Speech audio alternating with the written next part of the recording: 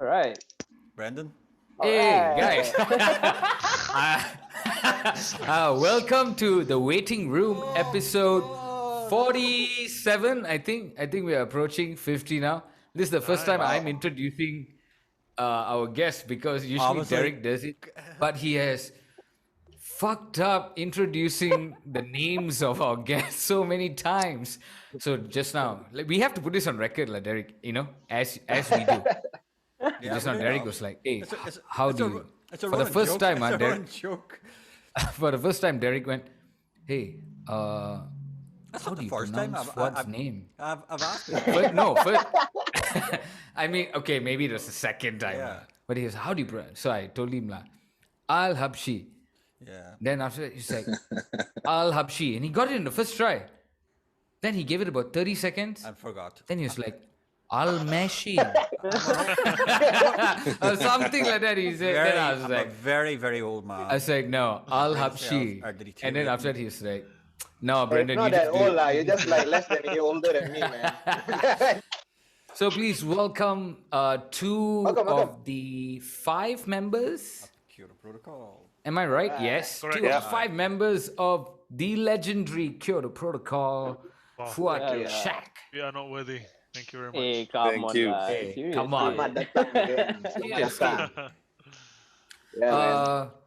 That is as much as I've led on this podcast. But hey, how have you been doing? When I say you, let's go with Fuad, then Shaq, then Kyoto. Okay. Yeah.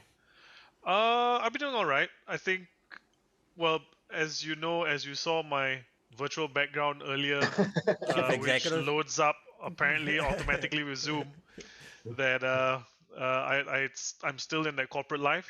It hasn't been easy. Of course, count your blessings that there's still a job and there's money rolling in a time where it's pretty dire out there. So Yeah. definitely counting blessings, but it's been a tough operating environment. So that's been taking the toll. The flip side, the nice side is that with working from home, yeah, you can feel a little bit cooped up, but I've always been like a cooped up kind of fella anyway. I like to play a lot of video games. That's my hobby. And at the same time, we've been productive in terms of music. So that's the other part that's really cool about it. Yeah. I would never Awesome. put Jack, you over down. to you. Nice. I would never put you down as an introvert who likes being cooped up at home. Yeah. Certainly not by the way you perform on stage. I would never have pinned you down as an introvert. But like We'll get to that. you've obviously got yeah. you've obviously got a half. You've obviously get got to half that. and half. There's duality. There's That's always part 2, duality. yeah. Must be a duality. Now, Shaq, what about you, Shaq? Actually, pretty much the same as Fuad, I mean, like myself, Fuad, the rest of the guys in the band, we all have somewhat of a corporate job. So during this period, been working from home, blessed to still have our jobs. So can't complain about that too much. Being at home all the time, I mean, yeah, you can sort of get a bit of cabin fever, but like rightly said, I mean, the rest of the guys and myself, we do try and catch up as often as possible. Obviously, in the beginning, it was you catch up a little bit more, and then it started to drop off. But as we try and handle certain projects here and there, yeah, we definitely catch up. So it doesn't feel too long that we haven't seen each other, because I mean we do see each other virtually. So Just we yesterday, try. actually. Yeah. Sorry, And what maybe now? every week. Yeah, we were just on a call yesterday, actually We sorting had a some stuff meeting. out. Yeah, Yeah. so I mean, just making the best of the time that we have at home. I know I cleaned up certain areas of my house which hasn't been needed to be done for a while. So That's the way. Are you a neat yeah. freak? No, and that's the I'm gonna issue. say So I yes. use this time. Not really. No, I'm not. I'm not. Like, Relative I- to who? Relative to who? Yeah. Relative to me, that's for sure. Like, it's got a huge Actually- mess behind me, if you can see. It's So, like so random I think everywhere. the difference is, I don't know, when we're going on tour in the past, like you can always tell which is my room versus which is like Fuad's room, and Fuad and Hairi are pretty neat and pretty simple with their stuff. Everything's kept away quite nicely. Gail that's and I true, a little bit huh? more. You Yeah, Who are roommates? That's Who are so roommates? strange. Do you Who are book your roommates if you get to choose your own room? yeah? Do you book your rooms based on Generally, that? depend. Based on general cleanliness? Yeah, so usually we end up with two rooms between the five of us. So Sean will, depending on the bedding situation, obviously. But He likes Egyptian cotton. That's what he means. The bedding but situation. so I mean, yeah. So in the past, it's always been Ford and Hyrie in one room because they're a little bit neater and they sleep a little bit earlier and wake up a little bit earlier. And Gail and That's I not the usually main in one reason. room. Out with it. Come on. What's the main reason? Let's get the main reason out right now. Gail and I usually in the other room because we're a mess. Honestly, we're a mess.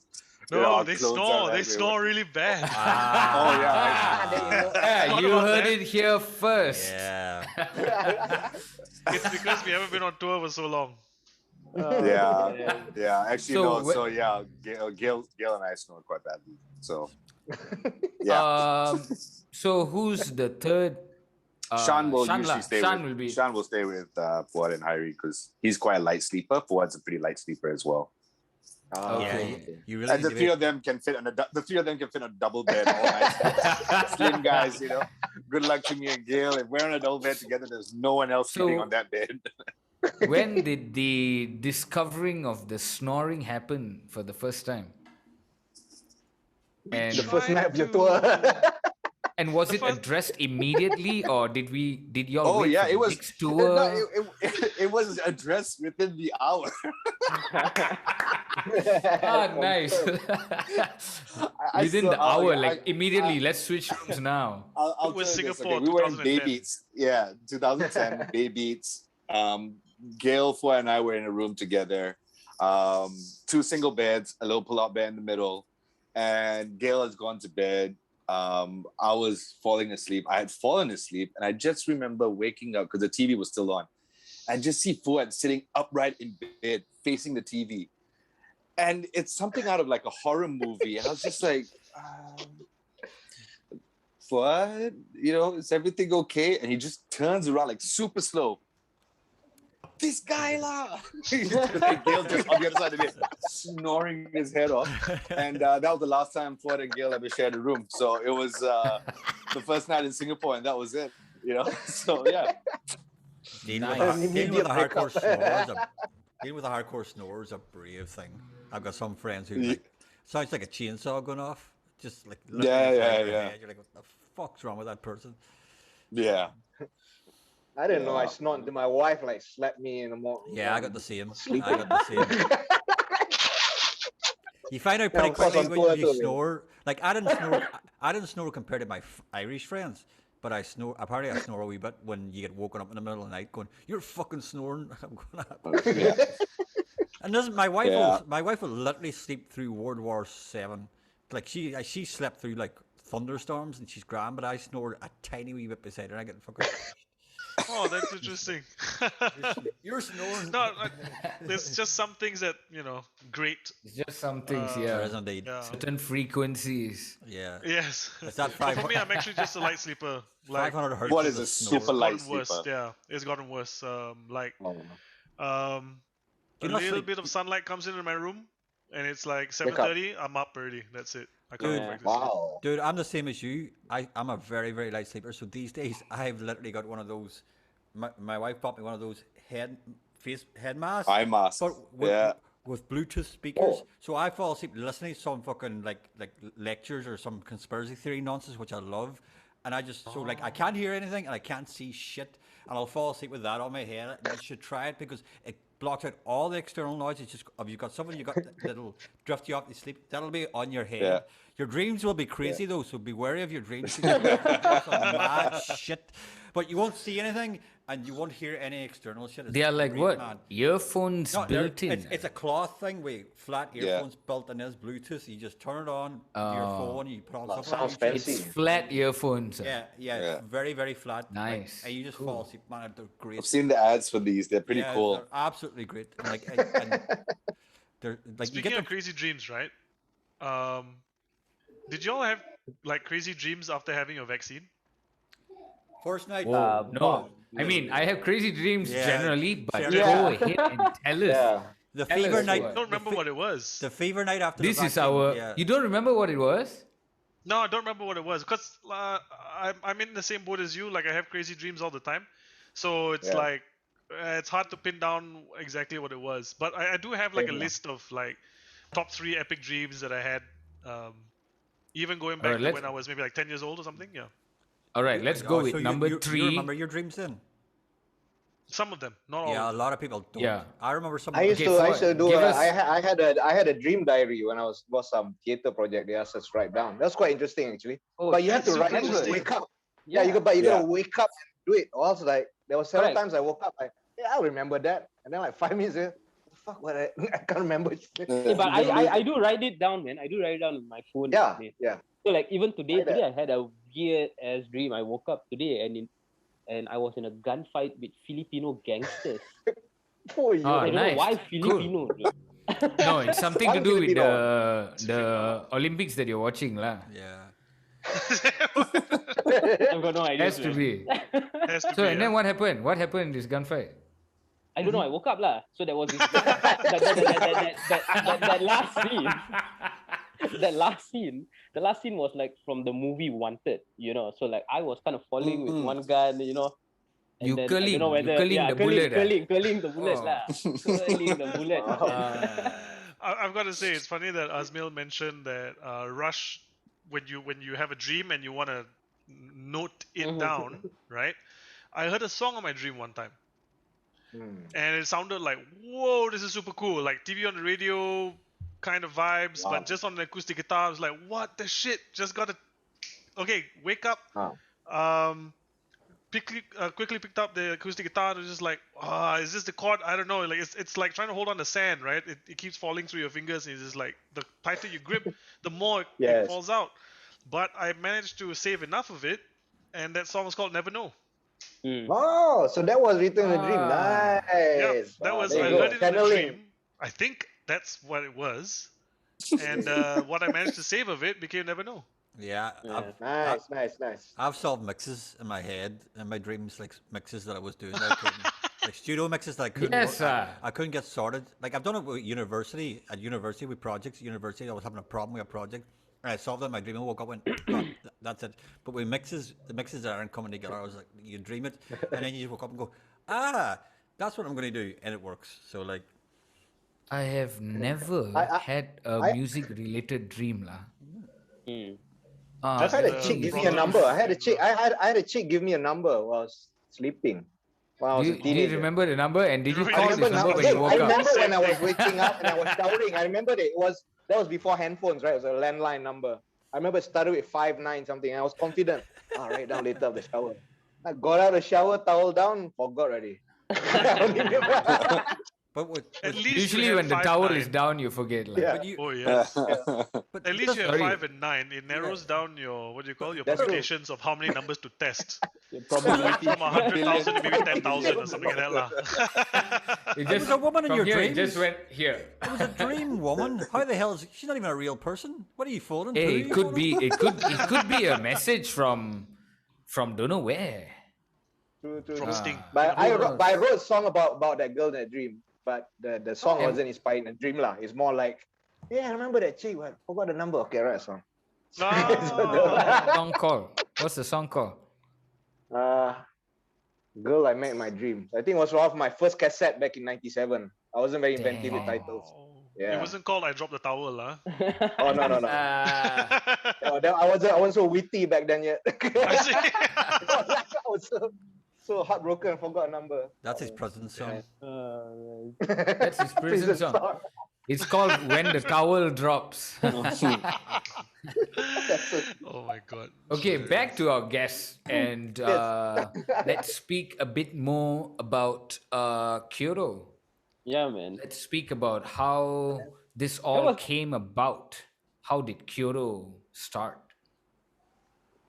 So it really started because my good friend over here that I've known for many years liked to peruse the establishments where live music was played.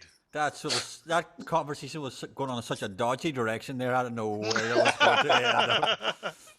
So he's It's gonna, the suspense. so We're like building he's it gonna up. have, We're building it so up. like he's gonna have like a long trench coat coming out some porn shop. That's how I Bunch of went dressed Rolexes. anyway. That's fine. This gentleman like to peruse the X-rated shops in Chankat. Yes. But Shaq, maybe you wanna share your No, experience so I of mean- your perusals. No, I used to go like watching live music, wherever, whatever venues there were. I mean, grew up, I used to like going to Hard Rock, my family for, the Makan, and then watch the live band for a bit before I got a bit too rowdy and then head home. A few years later, I was the rowdy one lah at the end of the night. No, but I mean like, no, so I mean, I used to like going there and then just happened to chat with like the bartenders or the owners, got to meet them and, told them, yeah, I play music, and we started talking music. And the first one was a guy, I still remember his name is Adrian, and he ran a bar called Checkers in Hatamas. And they had music, 5-6 nights a week almost. And I was there like, quite a few of them. I had the time back then. And so just sort of mentioned to him, we both had were fans of grunge music, and Fuad was overseas at the time. And when Fuad was overseas, when he used to come back for holidays in the summertime, June, July, August, September, that time, we used to jam anyway. So I just said, hey, this time instead of just jamming, I found a place that would have, that will let us play. They're not going to pay us or anything like that. We might get something from the till that night and a couple of drinks for free, but you keen to do it? And he said, yeah, sure, why not? Spend the summer, working towards doing, 1 to 2 shows at this bar. And that's how it sort of began. And then Fuad would go back and continue studying, and I would continue studying and perusing the streets in the evening, looking for another place. And then slowly it just got to going from playing from Checkers. Then we played at Jangles.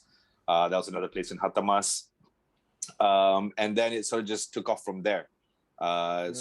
We managed to play at Breakers in Hatamas as well. Actually, a lot of them were in Hatamas. We used to hang out there as well. So, and that was sort of the thing to do.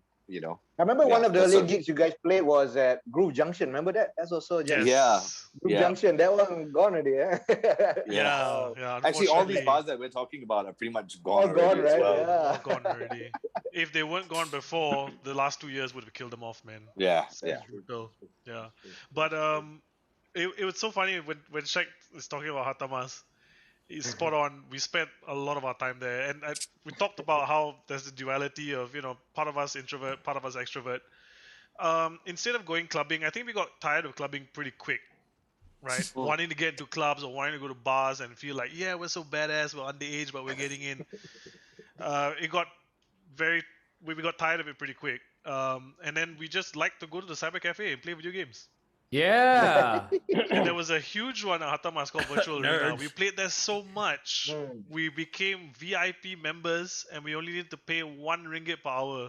What the fuck? Cheapest. What were y'all playing? What were y'all playing? We played Counter-Strike a lot first, and then we played Yeah. Dota after that. And then the thing is, we would go and play video games until we started maybe after dinner, 9 p.m. Yeah. It was always an after dinner thing. Everybody would meet around Right. 8, 9, 10. Yeah. Yeah, and then at some point, one of us will try and make an appointment at Kabuki Jamming Studio. Yeah. Kabuki, come on. Yeah.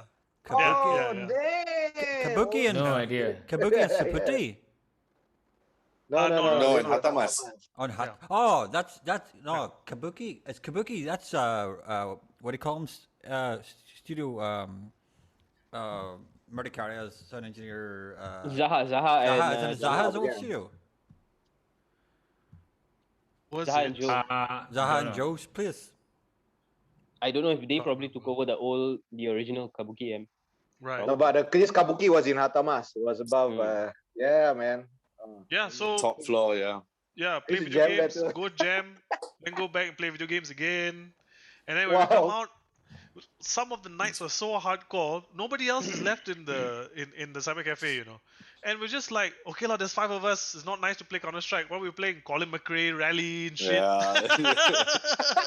Wow, you guys are hardcore, man. Damn. It's the only driving video game that I've got a little bit of a chance to get second place lah, because all of the kakis, they're all excellent, talented drivers. Shaq is a very talented driver, by the way.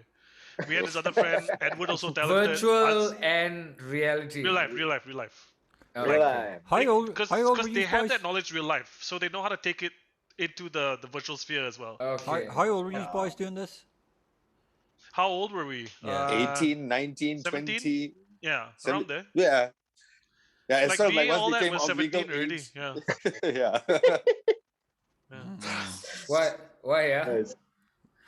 What For age? me, it's that- it's borderline where you shouldn't be fucking playing 8 hours of video game. You should be playing 8 hours trying to get women. That's just Nah, about 19. That's the other side of the coin already. Well, I was the cyber cafe guy. Yeah, as that's why you well. play music, right? Yeah. Balance. It's all about balance. Yeah. I wouldn't say we didn't have women. I still am, I guess, Shaq. I don't know, correct me if I'm wrong, but I'm kind of a serial monogamist in a way. Like, I've been in relationships, and when I get into a relationship, tends to be like in years, not in months, Oh, kind you're of thing. you're one of that's good. those. You're one of those guys. Yeah. That's So okay. even back then was kind of in a long-term relationship-ish, although Okay. like it was a bit more like a high school sweetheart kind of thing, not really. Bloody hell, you're at the age you don't seriously think about. I didn't even seriously Exactly. think about getting married until I was 30 years old. And I was like, oh, maybe I should think of getting married. Yeah, if I go into a relationship, I should think about where's this going, kind of thing. So that True, true, realization only hit me when the clock struck 30, essentially. Wow. But back then, we didn't have a care in the world, man. We were just playing video games and playing guitars, Counter Strike, and then we get angry because we lose. And then we go to the Kabuki studio, and then we play Rage Against the Machine. That's actually a damn good balance, dude. Wow, actually that's a damn good balance, right? That's a damn good. It was Yeah. fun and it was really cheap, man. Imagine at the tail end, when we were only having to pay 1 hour, 1 ringgit an One hour. ringgit, yeah. We'd play from like a 12-hour stretch, 9 p.m. to 9 a.m. What the fuck? Christ. That's mental. lah. That's what you call only marathon 12 lah. ringgit. That's what you call a marathon lah, man. No, those days you went out with 30, 40, 50 ringgit, you were king, man. You could buy Oh. drinks, play game, go jamming, take cab home. I mean, you were sorted. 30 Wow, ringgit, that's I good, blunder that's good. everyone the Ribena already, the can Ribena. Ah. Hey guys, nice on me. The cold one too. Yeah, cold ones. Crack open a nice, cool, sparkling Ribena. Man. That was the Reward. mahal drink there, right?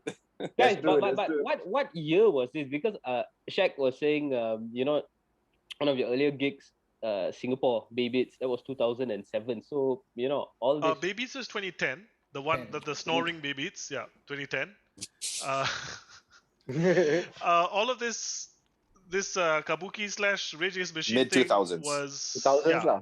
2005, Mid-2000s. 6, 7, yeah. Okay. Actually, Hatamas was the heart of everything that time, right? The gigs were there. There was Cal Jamasia, there was Groove Junction, Yes, and there was all the that's other right. bars. That's so true. Also, all And the the roadblocks vibes will be- and And the roadblocks will be just under the bridge, yes. So everybody- Both sides coming out. Yeah. Ribena, no problem, bro. So I think that's what Pushing Ribena, man. We're safe. And to be fair, 9 a.m. also no problem, bro. Yeah, They there's caught no, in morning traffic. there's People no go to cops work. at 9 a.m. There's no cops at No, 9 definitely a.m. not. There's plenty of school buses and morning traffic, that's for sure. Yeah. Because we were all like on an international school schedule, right? So We were 12 at 12 and 1, university something at like the that. time. Yeah. So national school would have already begun. Yeah. So I remember, after a gaming session, me and Faisal, we went to Ampang, to the Tarbush to have like espresso. Crazy. After not sleeping the whole night, okay? Why did I let that guy talk me into it? Then we were just driving, it's like, holy shit, dude. We've just been in a virtual world for like more than 12 hours, and here we are, we see kids going to school, people going to work. It's just so surreal. Oh, that's nice. That's nice. Oh, we got to go through those. That's Yeah, just a perfectly fun. stoned conversation, high on fucking espresso, high on espressos high and on- fucking insomnia. That's what that is, Ribena. like, oh man. high on not sleeping. Yeah, man, that's natural high. High or not sleeping. And then fire And now we espresso. get high on sleeping. Yeah. And dreams. Oh, you get high and And sleep. dreams. Yeah. Yep. That's it. Oh, Derek, man. were you ever the cyber cafe? No, there was no cyber cafes where I was from. There was a, what we would call like, I'm that old. We had amusements, so there would be, it would be like cyber cafes where there was rows and rows of like people playing online gaming. It was, you went in and there was a few old like amusement, like the old gaming stand-up gaming machines.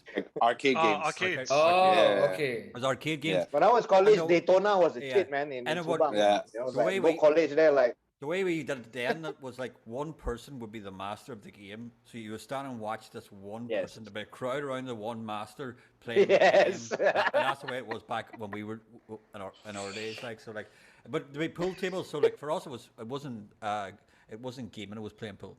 But like if there was a master of the game, if he was like on the level 400 of fucking New Zealand story or something like that, there you'd be going or something like that, you'd be going Overwatch. Oh, he's on level 4 million on New Zealand story. Check it out. New Zealand story just went on for years. Or Zelda 3's. Oh, he's reached something in Zelda 3. Yeah, go and check it out. Or Shinobi or something like that. There, like, but I was never really a gamer. Few games I've done, like Sonic. I used to be able to finish with one life with no cheats and stuff like that there, but like What? no. That's What the crazy fuck? hard, dude. That's Yeah, still but like- actually, me and crazy, Derek no dude. kali Totally lima lah. different game. We that was weren't really gamers, that was but- way back on the wasn't the Master System Sega wasn't Mega like- Drive. No, it was the Master System was the precursor to the Mega Drive, wasn't it? Oh, It was can't Master remember. System. The Master System. I'm that old. There's Master System 1, Master System 2, and then Mega Drive. This was on the Master System 2. I could finish Sonic on one life with no cheats. But like, Wow. but you're talking about 1989 or something like that there. And prior to that, Wow. prior to that, Okay, we but had let's go 19 this what? further. 19 what? 89. Like, I remember 89. I remember the very first. I remember Pong in 80, Oh. 82. There's friends of mine. They got the very first. It was, I think it was a Commodore or the No, Atari. no, it was a Sinclair or something like that. And there was Pong on it. They were playing it like Right. way back in the fucking day. So like, so I've seen the sort of the evolution from basic graphic nonsense to Yeah. like, the Commodore 64. We were really into gaming, but we were only kids then. We were only 10 or 11 when we got our Commodore 64, and there's some really good games on that. But once teenage, But I remember, teenage years was all. but the it 90s all was sports. 90s was interesting in Malaysia, though. 90s was Street Fighter. Oh, And yeah. Oh, I had I'm to- I had to huge take- on Street Fighter. Street Fighter I had 2. to take a bus to KL to hang out with my friends at Bukit Bintang, and you know where the IT center on top of Sungai Wang is it? Now that used to be like subterranean, dude, and there'll be kids gaming, right? I follow my friend. I didn't play, Yeah. and there'll be kids on the floor puking. It's damn subterranean, man. And you go in the gaming the Taki area, right? And the blinds are like halfway down because there's always raids. So the Right. thrill was only that. I just watch my friend play, and I'm waiting. He got raid, not And there were several times like somebody would panic and like raid, and like people just fuck off, man. What were But they there getting were few raided like for? What were they getting rated for? just for underage For, kids. for school children in their uniforms who are skipping Uniform. school to go to the cyber cafe Oh, right. or whatever, yeah. Yeah. Yeah. And- Those are and- what 90s, raids are for. And for some That's of my the simply centers first to experience. actually have some of the centers might even have machines that are not Yeah. licensed. Oh, So Oh, you yeah, are that's gonna go true. there and main tekan kuda lah and all. Yes. yeah, Tekan Kuda is correct. interesting. A friend brought me one place and thought and he brought me there and like it was in SS3 somewhere, like about some shop lot. And look at this, like, why this looks like Street Fighter but damn lame. It's like why is Yeah. it shooting numbers? Then I realized it's Tekan Kuda. Oh my god. That is exactly what I thought when I first saw that horse betting racing thing. That's what a Yeah. Tekken is, by the way, Derek. Yeah, it thanks, was what? it was gambling. It was unlicensed gambling Oh, okay. on a machine, and it had Yeah. the same 16-bit graphics as you would on Yeah. Street Fighter. And I just saw it like, Yes. why the hell would you pay to lose like potentially lose money and not even have a go at the motherfucker lah. You know. That's so true. At least one horse fight the other horse. You do Hadouken one time, something. Okay, can. But this is no Hadouken. No, there's no Hadouken. Yes. The only Hadouken is you breaking your car window when you've lost your whole wages at the end of the fucking thing. That's the Hadouken. Because I've seen Or you're not having your car window Yeah. to break because you lost your car as well. I've seen several of my friends do that in poker machines, the same sort of thing. Their whole wages in. I have to address the fact that Derek said that if you lose at the game, you beat up a car. Because, I don't know, okay? If you guys remember Street Fighter, the bonus round, Yeah, what do beating you do up in the a car. bonus round? Yeah. You beat up a fucking car. Beat up a car, yeah. You race to beat up the car, see how fast you can do it, then you get the high score. You won! That kind of shit. I love it. Okay, guys. Right. We'll come to the Wait, end. before we continue, remember what you're going to say, Fuad. Yeah, remember but what we you were will saying. have to take. We'll come to the end of beating the car because we're too cheap to pay for premium Zoom that we have to take Ooh. breaks. So It's break all time. of us- yeah, it's break So time. we just We're going to take a quick 2 minute yeah. break, a quick 2 minute break, and jump back in on the same invite and then Same link. same link, and we'll same link. We'll continue with this Cool.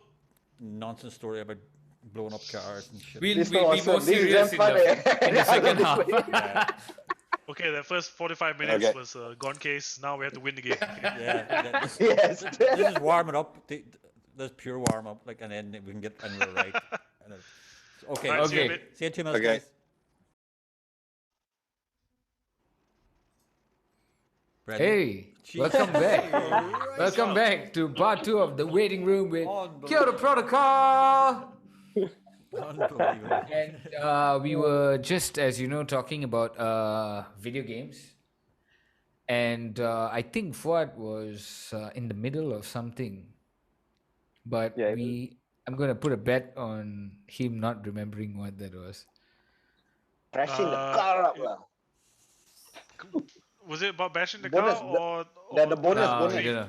Your hands went up and you were like, and then we were like, we're out of time for the first round. But Yeah, it was like breaking anyway, up. let's stop talking about Oh, gaming. it's the lah. analogy of a Let's quick- stop talking about gaming. Okay. Let's talk about how the founding years of Kyoto Protocol were like and how the journey was to develop synergy and chemistry amongst How quickly the you five of guys you. how quickly you go from being a covers band to an actual original band playing original music? We'll say pretty quick, Um, actually. Yeah, it depends what It's all yardstick you want to relative. use, right? Yeah. Because we essentially, when a band first gets together, what's your common ground? It's covers, right? Yeah. And we never really had a steady band at the beginning at all. When we first knew each other, 17, 16 years old, we were multi-instrumentalists. Hey, Oh, you know how to play guitar? Oh, that bass is kind of the same thing. Just hit the root notes. And, Yeah. and, Yeah. oh, you Just try out, right? Yeah, Shaq plays drums very well for that song, Alice in Chains song. What's it called? Oh, no excuses, no No excuses. excuses. Yes, no excuses. That's the Oh, word. you could do that, huh? You can do the higher action. Oh, Dude, seriously, Shaq, he's like Achilles. Okay, the Achilles of drumming. Who? This one all, Wow. dude, can do all that, huh? the like triplet, all that were excellent. You hear like his Sean foot, Kinney, huh? Wow. the timing of his foot, huh? Whoa, something else, bro. It's really Achilles' heel. No, it's not that bad. I just exaggerate. But if it was It's a not far weakness off, though. in, It's not far off. Are you saying if it Achilles? was a weak, yeah. Yeah. I said Achilles' heel. The fuck Achilles. So if I'm exaggerating, but if I were to say there was a weakness in his drumming, it's the timing of his right foot lah with the kick drum. That's all. But Achilles' heel is good. It's a good analogy, right? To be pretty honest, that's a pretty big weakness when it comes to a drummer. Your kick drum. Basically, I could do fall to the floor. That's about it. You know, Oh, don't yeah, ask me to yeah, do any trick and stuff. That's Listen, all. You know? listen. I had a friend's band, and the drummer was was kick drum was so bad that he stopped playing with his kick and he used the floor tom as the kick drum. That's how. Never play with a kick drum. You might as well took the kick drum out of the band. Like, and we used to go mental at the fucking rest because they're all friends. I go, why is he in the band for? He can't play the kick drum. Oh, he's a friend of ours. We have to keep him in. I go, no, you don't. He's what the fuck are you doing? That's how bad he was. Like, so he's more just Tucker floor accent, tom. man. Like, But yeah, So Yeah. Shaq, were I you mean, the first drummer? No, Unofficial no. Kyoto. No, look, I grew up playing music at school and with friends, and it was one of those things where I guess I get bored easily with just doing one instrument a little bit, and I do enjoy. I get fascinated with like an instrument for a while, and then just want to play that all the time. And yeah, I guess you could say like I wanted to be KP's drummer, but I knew that was going to be short lived anyway. And you know what's funny is like when we were doing cover shows those days, I'd play one set as a drummer, and then I'll play one set as a guitarist. Just I'll be like, oh, I like this song on guitar. Let's do that in the second set. I like this song on drums. Can we do that in the third set? And just switch it around, just so I don't So know. that's how it you was play the more set just- list. What It was on just more who to plays Something please what like that, me, instrument? yeah. really. That was all. Ford if never you really want- had a choice. if you want documented proof of this, right? There was one of the weeks of verses that we did, which was Pop Yeah Yeah Week, and we did a song Wow. by we did a song called gosh, Shaq, help me out. What's the name of the song? Alang ku sepinya Oh, Iraman Hassan. hati. Yes, Irhaman There Hassan. we Thank go. you, thank you. Palam, Yes. palam. That's all. Yeah. In that Oh, song, shit, you covered Shaq's that. Shaq normally plays bass, right, for KP, and Okay. this is no longer 2006. Okay, this is 2013. We've been an established band for maybe 4 or 5 years now, and yeah, he's the bassist of Kyoto Protocol. Suddenly in that song, he's playing guitar. At one part, he's playing the congos and shit. Congas. One part, he's got a shaker. Wow. You have to see it. You have to see it. Tak Mengapa is the name of the song. So That's it's just it, right. Tak mengapa. Yeah. Yes, Mengapa, yes. I'll send you guys a link of I it. don't see that. I want to see that. Awesome. Yeah. Man. Damn. But So yeah, what- I mean, he carried that on for a long, long time, and it's very, very handy when we have to record tracks. Say like in today's environment where it's tough to actually get in and collaborate, he has those skills on hand. To lay down some tracks, lay down some stuff. Even though say like a lot of it is digital. Yeah. Yeah. So I mean, yeah, I did a bit more tinkering maybe in the early days, but now it's just it's a bit more focused into doing Just the business, guitar and Like, vocals. You just focus Yeah, on guitar and vocals. there's this thing over here that That's for just we for thought show. like we could try and like use that to key in MIDI, but gosh, like having to clean it up afterwards is just a mess. So it's just like, yeah, we're back to playing A, D, W, F, dun, Yeah. da, dun, da, and it's just like keying all these notes and stuff. So Shaq's really good at it. He's very fast at keying in MIDI notes. I like Yeah. Yeah, for drum I was sets I and was lucky stuff. that I had it when I was in uni and I had more time then, and that's when I sort of played around with it a bit more.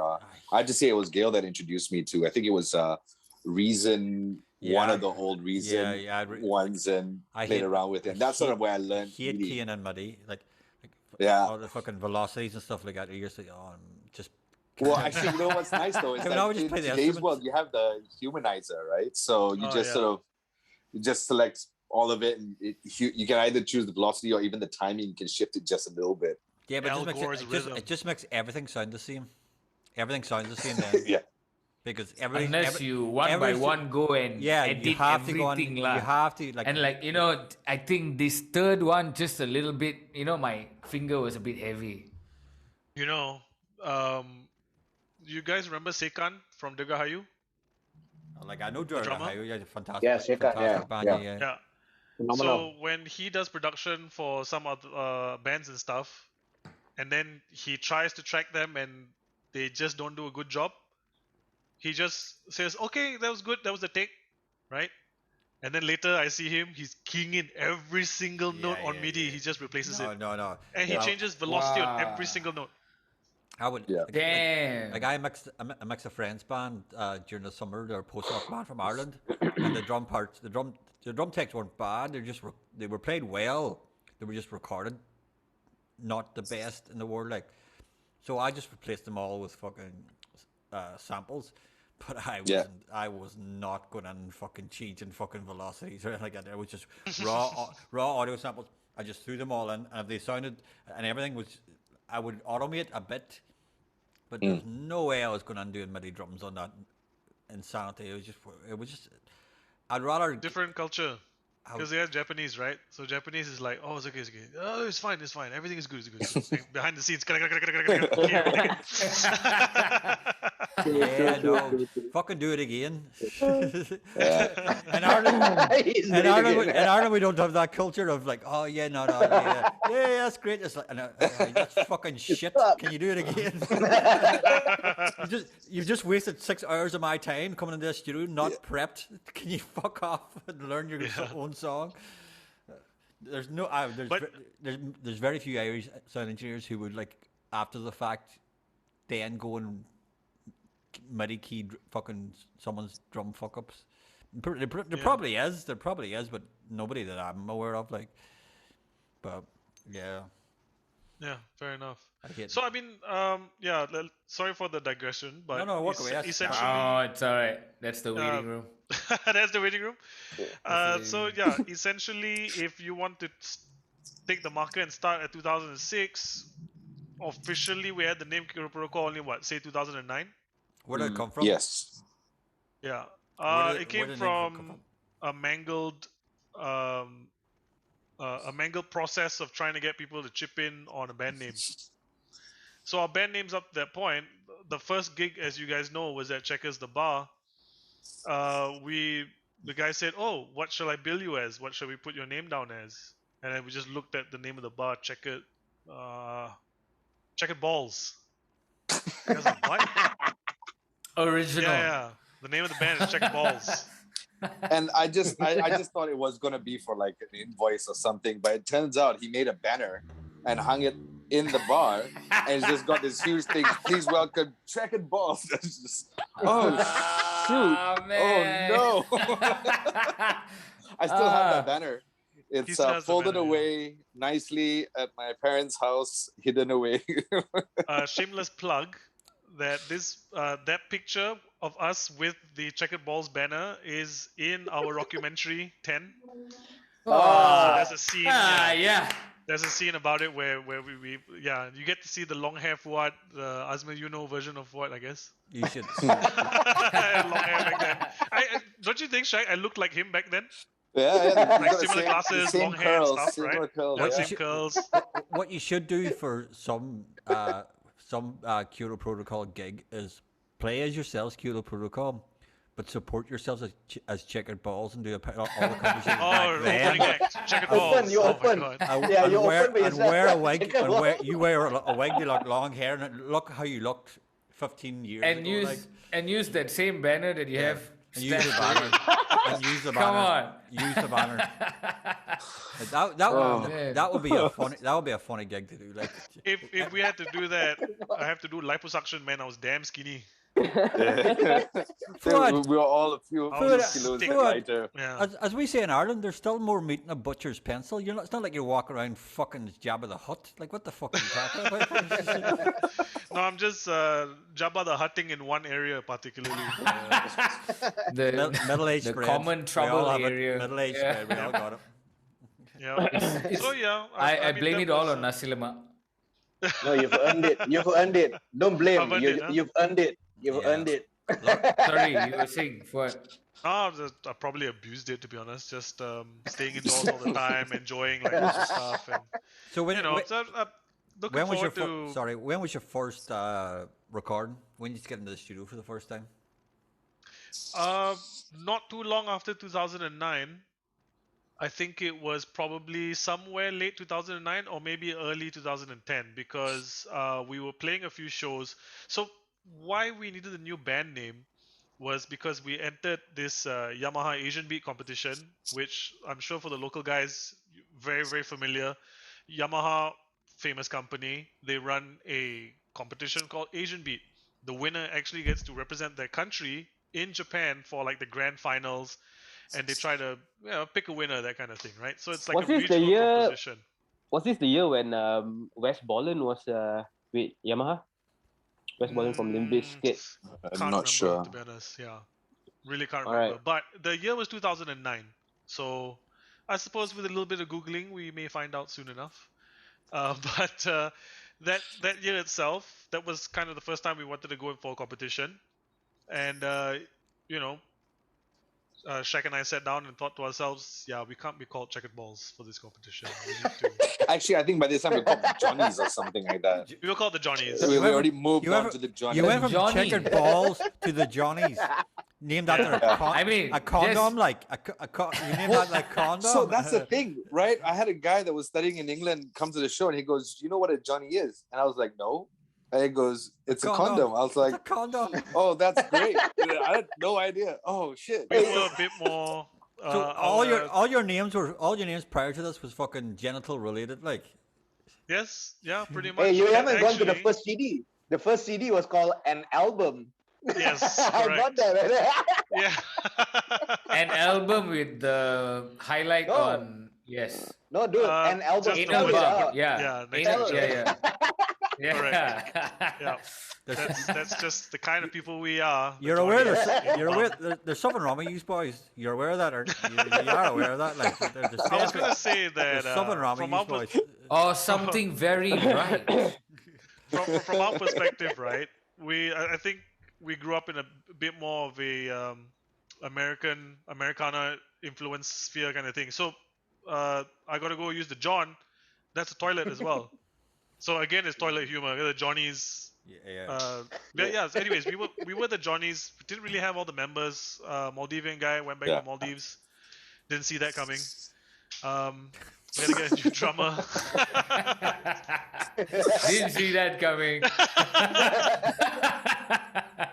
Yeah, so we had new members at that point, and yeah, we need a new band name. So yeah, that's when we kind of did a poll, right? Back then there was no fancy guys go to this website and let's all put in a thing or whatever. We had to SMS each other on our Nokia 3810s. It cost money. It cost money as well. Yeah, exactly. motherfuckers. Yeah. Nobody came up with anything for a while, and then I had an idea called Redux Initiative. Redux, as you know, when you have say like Total Recall Redux, it's like an old movie, but you're bringing it back, Yeah. right? Yeah. And to us, that's what we felt like we wanted to do with music. We kind of had this very bad attitude, to be honest, in hindsight, of thinking that man, all current music is kind of shit. So we want to kind of bring that old flavor back. You know, we were super into Led Zepp. We had a friend who was super into Guns N' Roses. All that kind of. I mean, even Shaq said we played 30 grunge songs a night. That's how we got started out, right? So we felt like that era was superior to the era that we were in at the moment. So we wanted to bring that back. That's where Redux came in. But we weren't just happy just to copy that stuff. We wanted to innovate with it. So that was the initiative part. We wanted to take initiative with this wonderful blueprint that our forebearers had given us, right? So yeah, a lot of fucking thought into this name, Redux Initiative. Sent it to everybody, and then one of the smartasses replies, "I don't know, man. It sounds like the Geneva Convention or Kyoto Protocol." Oh, I see. And I thought both of those band names were fucking hilarious. Like, imagine, ladies and gentlemen, the Geneva Convention. I'm like, what? But that would How is there a fucking band name called Geneva? that would only work if it was called the Geneva Convention. Couldn't be called Geneva Convention. It would have to be Yeah. the The Geneva Geneva Convention. Then it would work. Then you'd be a 70s prog band. It'd be great. True. Like Yeah, you so would like, have to be a people 70s voted- prog band with the Geneva Convention. So, like, just 30 years too late, I suppose, What do you- with the name. Or the actual convention was in the 80s, maybe. No, you Can't have remember. to. Like you can wait until your marriage. Once you're 45, you can then start a new band called the Geneva Convention. Geneva You'll be Convention, fine. right? Like no Side one. project. Yeah, no one will bat an eyelid. No one will bat an eyelid. It'll be fine. Like What's that riff that you play, Shaq? That prog band. They named it after the airport. XYZ, something like that. Is that Oh my Pumpkin? God. XXY? YYZ. I think it is. YYZ. YYZ? Is that It's, Pumpkin? isn't it Rush? There was no Rush. X No, in there. no. That's not an airport. It is the Morse code No. of the number. Ah. Yeah, YYZ's airport, right? YYZ. Yeah, Toronto Pearson, YYZ Airport. Is it? Yeah, Road. that's where they got the idea for the Oh, is that title. Rush? It was a homage to Toronto. Yeah, it's Oh, Rush. Rush. So- Okay, yeah. That intro is Morse code for YYZ. Now, that's the most Prague thing of all Prague things, where you're doing Morse code in the name and airport. Like, you can't get much more Prague than that. Like, Yeah. that's the most Prague thing of all time. Like, So just sprinkling a bit of what do you call anticipation for the Geneva Convention the Geneva Convention, yeah. coming to you in Yes. how many years time? 7 years time, 8 years time. KUL lah. What's the Morse code What's the again? Morse code?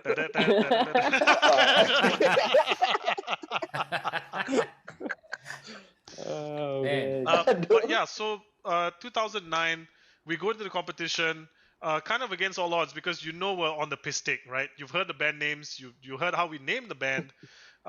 We had a song that I kind of mishmashed, or I tried to get my band in England to play, but they weren't super into it. So I took elements of that and I said, hey guys, this is what we have. Can we make something out of it? And that song became Pussycat. Okay. And Pussycat Ah, was nice. our entry song for the Yamaha Asian Beat. So for four guys at that point, four guys on the piss take, entering a competition, it's like, let's just see where we go.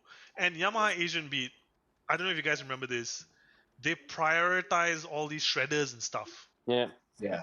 It's all about showing off your proficiency at your instrument. Yeah, Yep. correct. And you've all heard Pussycat.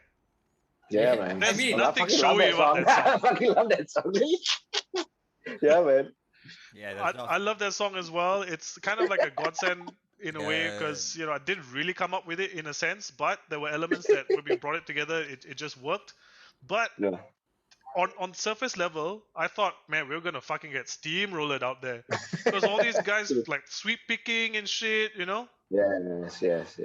But did they have a So- melody? Was there a melody in any of their songs? Like, because Pussycat, whatever you say about it, there's a song there. There's an actual song in Pussycat. Yeah. Like, so, like, Yeah. Yeah. Balls to the wall, but yeah. So I was surprised that we actually won first place in that central heat. That was the There first you go, round. man. Yeah. No. And we did it without any solo breaks and stuff like that. It was an actual solo, but it's because the solo was meant to be part of the song. It was, it's melodically enhancing. it wasn't a solo for the sake of a solo. It was a solo that added to Yeah. the song. Very well said. Yeah. Thank you so much. Yeah. And so we won the thing, but all of the individual prizes, best guitarist, best bassist, best drummer, Went we to didn't someone win else. none of that. Yeah, went to someone else. Wait, no, that's not true. Ford did win best vocalist. Oh, okay. Very good, Yeah, man. sorry, there was that as well. I mean, it's Yamaha Asian Beat. At the end of the day, they don't give you, hey, here's a mic. If you win, they give you like the Yamaha guitar and shit. They give you like bass, the drum set, everything. Really? But, yeah. Have you won best Yeah. drum kit? But what do you Yamaha get? What do drum you get kit? for best vocalist? What do you get? Nothing. Little trophy, I think you got. Don't you have a Got trophy? a little trophy. We also got a copy of Cubase Studio because at that point Steinberg just was acquired by Yamaha. Partnership with Yamaha. Yeah, that's good. Like, Yeah. like Cubase was good. So that got us started off our first DAW. Good. Yeah. Nice. And then So you went after into the that- studio then? You went into the studio to do the first. Not just yet. We still loved playing shows. We came from that background, right, where we were playing the bars and then just feeling it out. At that point, still a young enough band that a lot of your friends are coming. It hasn't come to that point where your friends attrition off, Yes. which is always That's very true. painful. They But get then you jobs realize and who your, shit. Yeah. who your real friends are in the end, right? Yeah, yeah. Yeah. Whoa. Yes, yeah. Very true. Very Alright. true. It's Angan, true. right? It's very true. Hey. But yeah, Very so we started to get booked for a lot of shows after that, including other Battle of the Bands, where again in the grand final we came in second. So Asian Beat we missed out. We didn't go to Japan. This other band called, I don't know, even the name was like so bombastic that I forgot it. But they were kind of Red Hot Chili Peppers, but with solo breaks Okay. for each Yeah. instrument. So Yeah, now you memang know, competition lah. As That's you like do. just competition As you fodder do. lah. As you do. Yamaha Asian I Beat have wins to give it to again. them. Is They it- were good musicians individually. I mean that they were brilliant drummer, bassist, guitarists. Yeah. Isn't Red Hot Yeah, the Chili guy Peppers? slapped a Is bit Red too Hot much. Chili Peppers with solo breakdowns just the Red Hot Chili Peppers? It's No lah, RHCP not really in live lah. concert, but not Yeah. on studio recording. I would say. Yeah, Yeah. yeah. Just like Yeah. well, they've been doing the same song for 25 years, so like I don't know. You better know it. Yeah. Yo. But one of the turning points during that early part was when we played it. We were invited to play at Laundry, back when Monsoon Records or the Monsoon The brand Monsoon Gang. was Yeah. attached to Laundry. They liked our stuff and they said, "Hey, would you guys think about doing an EP with us?" So that's the first time that we went into the studio, which was 2010. We were at Greenhouse. So where is yeah, Greenhouse? they funded us. Does like still exist? Putih. It's a- No, Greenhouse is in Ampang. Ampang. Yes, Greenhouse is in Ampang and it still exists. Yeah. Okay, cool. Yeah. The late Jeffrey Little. Yep. Yeah. And Jeremy is still there. Still running it, yeah. Still running it. Yeah. Yeah. So yeah, we recorded our stuff there. So the songs like Pussycat, we had to kind of pick. We had some repertoire, but we just had to pick what we felt was our best 5 feet forward. So those are the And 5 that fit tracks in the together EP. nicely. That fit nicely together as an EP. That was Yeah. one of the main things as well. Yeah. 'Cause I think by that time Ford had maybe written about 6 or 7. But we just said, all right, let's do 5. They were willing to do 5 with us. We didn't want to just put any 5, so we just thought, all right, let's just choose the ones that match well together. And that became an album. Yeah, man. Fortune Records An on the back. album? Yep. Was Yep. it Yep. was it an album or was it I love that, man. It was an album. It was an EP. No. So this is the I thing, love that, man. though. So It's like fucking in your face. apparently, over here, when we wanted to submit something for some award show, and they said, "Oh yeah, if your album has 5 songs, then it's considered an album." what? And so I think, something like that. I remember Gail was the one that looked into this. If this is wrong information, call me. I'll tell No, Gail. I off, no don't think it's problem, wrong. No, because no. I just heard this like maybe 4 years ago as well. Yeah. So- but- So 5 Um, songs makes it an still- album. Yeah, at It's least still- 6. yeah. Yeah. Shaq is correct because I think we submitted an album to Anugrah Industry Music. So could Oh, you remember the okay. criteria for doing so? Yeah. So like literally, out of pity, they made us one of the 4 boys in the best new artist category lah. We submitted for a lot that first time. I Yeah. swear, it's just like, Yeah. what categories do you have that we can apply for? Shaq, do you remember who won the best new artist that year? Yeah, man. Aina, right? Aina. Former prime ministers. That Yeah. Oh, okay. Yes. It's not No, Aina, not bro. Aina. Najwa then? Najwa. Najwa one, Najwa, yeah. okay. Yeah, that's right. Wait, you gotta love the awkward silences in the waiting room. You gotta fucking love that. What is that? Everybody's like, right. Oh, lah, back that's not to it. silence. That's internet lag. Lah. Come on. Lah. That's Yeah. internet lag. Come on.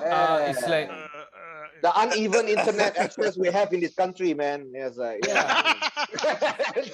today I went to Mr. DIY and the cashier is complaining about how the credit card thing is still functioning on 3G. I was like, what? Hey, Anyway. a lot of them do. A lot of them are Yes, just sir. on 3G My because God. they don't need to transmit that much data. Right. So they Oh, cheap man. out on the devices lah because the Yeah. devices actually come from the banks, the credit card companies themselves. So Yeah. what's in it for them to make you do To transactions upgrade. faster? Yeah. 5G. In a sense. Yeah, Well, you know? technically, yes. Now that I say it, there is an incentive for them to make it better, but clearly it hasn't reached that Food, your corporate boys coming out, your corporate brains coming out, your corporate brains come back, come Corporate back, brains yes, coming come on my back, corporate come back, ass. yes, come back, yes, come back, yes, come back, yes, come back, yes. It's okay. but I remember when remember there was a gig in Damansara Perdana. There was this venue at you know, the Wisma to Mustafa. Now there was what was it called? Was it There was one VR1? gig. No, VR1. No. There was outdoor. I remember you. Where we Ben's played Beaches played, and I the went. Juice I event. went. Eco I Bar. went nuts, and there was a Eco TV Bar. on stage. Eco Bar, Bar. yes. Eco I Bar. went PJ Trade nuts. So Center I was at the I was back. sitting on the Yeah. tree, and I remember you came to, dude. That's like, wow, it's like I was at my height that time. I was running marathons with my wife. So I remember you told me that, wow, that's what stamina. I was like, yeah, man. So I just realized that, oh yeah, it's running. I remember Eco Bar, that gig, because I saw your set. I was like, yeah, fucking hell. I was like, wow. Then like Ben's Beaches went up. I was like, oh man. That Yeah, was yeah, yeah, I that remember. was an album era lah. Kan? Yeah. Yeah. Oh, Correct. So, did you guys support Tenacious D? We Yes. did, yes. Yeah. Fantastic. When they came. I've had a bone to pick with these guys for 6 goddamn years because I didn't realize who supported Tenacious D. So just pardon me for fucking turning into a fucking complete musical fascist and snob, like. But Okay. it's something I've been meaning to ask whoever's. Okay, looks like we are done with this. Because as I was watching the gig, because I didn't know who it was at the time, and I didn't remember who it was until you just said it there now. But as I was watching, I was watching the support, and I was like, okay, who made the decision to do covers on that gig? Right. oh. Because I'll claim because responsibility for that it. that is Yeah. a support band's like blasphemy and anathema from where I'm from. So as I was saying, Yeah. I just moved to Malaysia, so I was watching the gig, and my wife was going, "What the fuck's wrong with you?" I go, "I want to kill the fucking support band." They go, "Why?" I go, "They just started playing. Whoa. They just started playing Bon Jovi's Just My Life." And my wife is going, but the crowd are going mental. I go, I don't give a fucking shit what the crowd are fucking doing. They should be up there. Okay, so They should so be up for there playing their own context- songs and killing it with their own music. Kill the headlining band with their own music, not play support. For Press the context, in button. right? It's Tenacious D, and Yeah. they're a joke band, right? It's a comedy Okay. rock music band. And I'm not downplaying that they have excellent music as well, Yeah. right? That's it. But that aside, we thought that this was going to be our toughest gig because, in a sense, we are more of a serious-ish rock band kind of thing compared to Tenacious D. Yeah. There's not as much element of humor in the music. So we just thought, yeah, fuck it, let's go for broke. Let's do something pretty crazy. We have 20 minutes. Let's make a skit out of it. Okay. So what Yeah, we did we was... Check, go ahead. no, we just brought that element of theater, a little bit of theater to the show. That's all. Comedy and that kind of Yeah. stuff, right? Okay. So what it was supposed to be, if anyone remembers in its entirety, was that we started playing our songs. Yeah, you started off We with your made own it as songs. if- Like you start. Yeah. That's why I vividly remember. You started off with your own songs, and then Yeah. it was kind of like. One sec. You gotta hear how it plays out, right? Go. So, we started our own song. So we had rehearsed this in the studio that we were gonna do this, right? Song number 1. Okay, thank you very much. Start playing song number 2, and then halfway through, somebody kind of like throws a fit, and they go, "No, man, shit! What the fuck are we doing? People are here to see Tenacious D, man." It's like, oh shit, you're right, man. We gotta hear what the people want to hear. What do you guys want to hear? Then we don't actually listen to anybody. Did somebody say love? And break out into this medley of love songs. Yeah. And we were dressed up as that SNL skit that became a movie, A Night at the Roxbury. Next to Roxbury. Yeah. So turtlenecks, suits, medallions. I shaved my beard and just kept the dodgy mustache. So it was as if we were, like if the guys from A Night at Roxbury could play instruments, kind of thing. And halfway through, it evolves from love songs and it gets raunchier and raunchier, that it just becomes all out songs about sex. Okay. And then at some point, again, one band member will interject and say, like, man, we forgot the purpose. It was supposed to be about love, man. Oh shit, you're right. Yeah, we got to heat it up. We started playing songs about sex. We forgot about the purpose, and the purpose is love. And then Shaq comes in on the piano. I would do anything for love. Yeah, There you go. I remember that as well. I So remember, essentially, I remember standing at the it bar was, losing my fucking brains to fucking. What the No, fuck is I going think on? Derek, Derek probably didn't understand the Malaysian accent in the conversation. You were new, right? You just arrived. You were So, fresh in the fresh off the scene, boat. Derek. Listen, yeah. now Just that you've arrived, explained it, it's okay. I understand where you're coming from. I just think you missed an opportunity to go up, play your own songs, and try and blow tenaciously off the stage.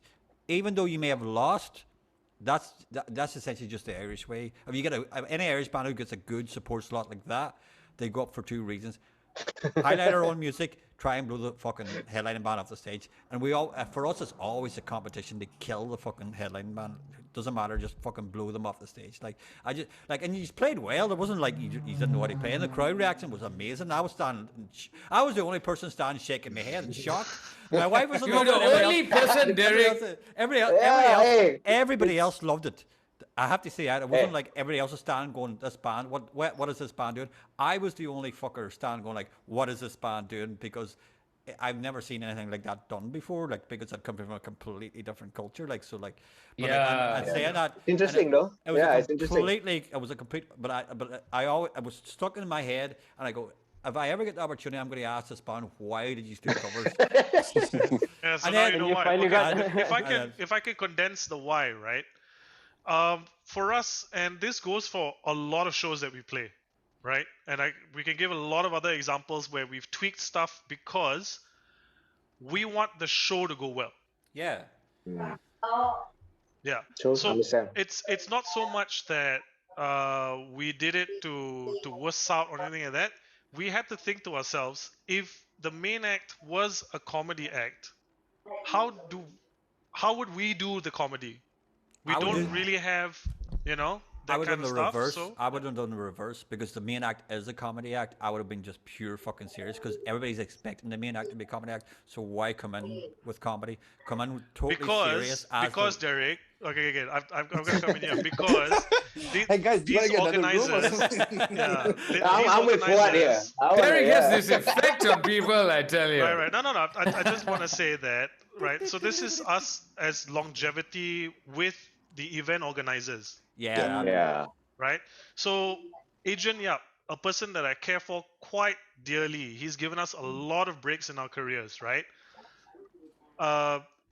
Urbanscapes, that brand, it's such an important brand to us. We grew up with that brand, essentially, So for us, it's about curating it together with them to bring that show, the experience for the audience to the next level. That's perfectly fine. Yep. It's a perfect. You Yeah. give me a perfectly rational, reasonable excuse. Yeah. It's Yeah. like The because local context, I think the because local context, I yeah. thought you'd wussed out. You didn't wuss out. Everything was planned. I thought you got up there and then I thought I was watching a band who just who shot themselves after their first original song and then just went oh no, and then just went into covers because that's what I thought I was watching. Like, If Kyoto sold out, they would have like two chicks with maracas and yeah, singing. but you give me backing vocals. you give me a reasonable answer. It was planned. The whole thing was done Yeah. the way you wanted. it. Okay, wait. Before anything, Less than 1 we are less than 1 minute. Oh. Let's jump in on our last link. Are you all good with that? Are you good Yep. with the last link? Yes. We want to get into like the last 10 years of Kyoto, which was I think quite good to these guys and like your all recordings and stuff like that. But thank you for giving me a a good explanation. Yeah, we'll just fire Derek from Yeah, the man, waiting throw room. it back after at this. his Irishman, man. All right. Yeah, man. No, no. Yeah, we are done with No, Derek it's after fair this. game. It's fair game. It's fair Fair game. It's game, good yeah. that somebody's Hard asked. Absolutely You fair know, I game. mean, because Hard we to do have happen. an explanation. It had to happen. Because we do have an explanation. Ah, man, that's a good. Cheers, guys. Okay. Cheers. Thank you for that. I'll either send the link or jump in. I'll let you know. Just We don't send a know new what link Zoom- lah to Fuad. Yeah, Yeah, send we'll me send a new link. since that Yeah. works, right? All right, welcome back. Welcome back to part 3, our final round with Kyoto Protocol, also known as Checkered Balls, also known as man, I forgot the other The name. Geneva Convention. And The Geneva? Nah, that's the upcoming album name. Fuad's side project when he's 40. That's in the future. That's in 45 that's years in the old, it's a future. Side project. Prague side project called the Geneva Convention. Oh man. I'd like to ask, when did you guys finalize The lineup. the lineup that is Kyoto Protocol today? And I'm pretty sure, I mean, this is how I believe I would like to have conversations with potential band members about committing to a band. And I'd be like, hey, you know what? This is it. Commit to it as much as I'm. Did that happen? And like, when did this happen? Yeah. Funny you should mention. I think the first few years weren't easy. There was a little bit of a revolving door. You had heard about the revolving instruments, even Yeah. during the same show, uh, where at one point our bassist, which wasn't Shaq was actually playing guitar when we first started, right? Yeah. Some of those early shows, and the guy couldn't cut it. He just couldn't learn those amount of songs and stuff like that, and it sucked because he was a friend. He was a dear friend. Kind of harked back to what Derek said about that decisiveness to come to a point where you say, yeah, he's a friend, but he doesn't need to be in the band. Hmm. It's okay. It's okay, Fuad. I once kicked my brother out of a band. Wow. So it's okay. And Yeah. he is much larger, and I can rip my fucking head off. Still had to do it. Still had to do it. So not just an emotional threat, but a physical threat Yeah, as well. it wasn't good. It wasn't good. So For us, that was tough because we, he wasn't a brother by blood, but he was definitely a brother to us. yeah. When we talked about all those nights and all those fun things that we did at the beginning, he was a part of it. Heck, he was the guy who came up with the band name. Hmm. Oh, he was the guy who came up with the band name. Yeah, unwittingly, but yeah. But it happens like once you realize that a band has reached a stage where, listen, there's something good here, then you want to, then you know decisions have to be made, and then you have to cauterize certain appendages. Unfortunately, it's an unfortunate it doubly thing. sucked at the time. Yeah. It doubly sucked at the time because we didn't know if there was good stuff waiting for us. Right? Mm. At that point, Shaq, correct me if I'm wrong, but at that point, Yeah. we had no idea. But We I really had think no idea we had a good thing going, yeah. I think I remember this specific experience quite clearly, and I think what the difference was, like, Fuad and I, we always had fairly serious conversations about music and about trying to do things and experiment with, whatever it may be. At least dreaming big, like, let's go on tour one day. Wouldn't that be awesome? Something like that. And there were friends who were playing with us at that time who enjoyed playing the music, but we could tell that it was, I guess, enjoyed it as the way it was, going to Kabuki in between playing games and stuff like that, and It was a pastime for them. yeah, and I mean, Yeah. I grew up playing music. I played in high school. I started performing in jazz bars at a very young age. I had to have my mom there because I was not of legal age. So, all these little things. So performing was always something that I really enjoyed doing. And finding someone like that in Fuad as well, who was being the shy person, having a front man that was quite, as you put it, we would not believe that he was somewhat of an introvert. was like a godsend to me, because I had somebody then to say, like, I know what I want to do. I want to pursue this further. And I had somebody to do it with. And now it was just a matter of making sure that we had the same group of people, or we had members that wanted to do it the same way, or had that same aspirations. Yeah. And I remember Ford had a chat with him, and that same guy had a chat with me afterwards and says, it was nothing bad. I remember he just said, I think I'm going to quit. I'm not ready to commit to doing something like this. Work this hard. Not work this hard, but work this much for something at this point in time. And because Ford had that tough conversation, and at first, of course, I was like, no, you'll be all right, and he was like, nah, man, like I had a long chat with Ford, and where he wants to go, it's a lot further than I ever wanted, go with this. So it was a very respectful conversation, I believe, that they had. And then it was a very understanding conversation, and sort of sharing empathy with each other about each other's passions, I guess you could say. So just hearing each other out, making sure that, and look, we're friends till today. So no harm, no foul. No harm, It no has foul. to be done. Like Yeah. it's Yeah. they're tough Yeah. conversations, but like when Very tough. when there's people who are serious about something and they know they want it, and there's people who are like doing it because it's something to do in between playing video games, then you know what direction you're going to go, and you're going to have to. Yeah. It's better to do it at the start than do it 3 years down the line when you maybe getting really serious, and then they're like, then it might be. So I think one of the things that has to happen as a band over the years is that you do have to have I guess you would say, like, a reset on just checking in with everybody's commitment levels. Absolutely. These are not easy conversations to have. It sometimes people, I know I need them sometimes. Sometimes I'm getting a bit ahead of myself, thinking I'm dreaming too big at this point in time, or I maybe slacked off a little bit. And the reality check with each other. Those are tough but healthy conversations to have, because don't forget, we are also growing from our ages of 20 to 30, and this is when you are in uni and enjoying, and without a care in the world, and moving into that corporate world, and it's like, oh, I have a job now. I have to go to work 9 to 5 or 9 to 6, and I have paychecks, so I have money, but I have a little bit less time, and I have to be a bit smarter about how many nights a week I'm jamming. What shows are we doing? And it's just checking in with each other every so often, and as things happen in each other's lives, you're a part of it with one way or another, in a band. Whatever one person's struggle is all of our struggles, because It's like a if that marriage, guy is lah. down, it's a marriage between 5 individuals. One person is going through a tough time, all of us feel it, all of us got to be there to support each other. It's not something that somebody can face alone. That's what I truly believe, and I believe that's what we practice as a group.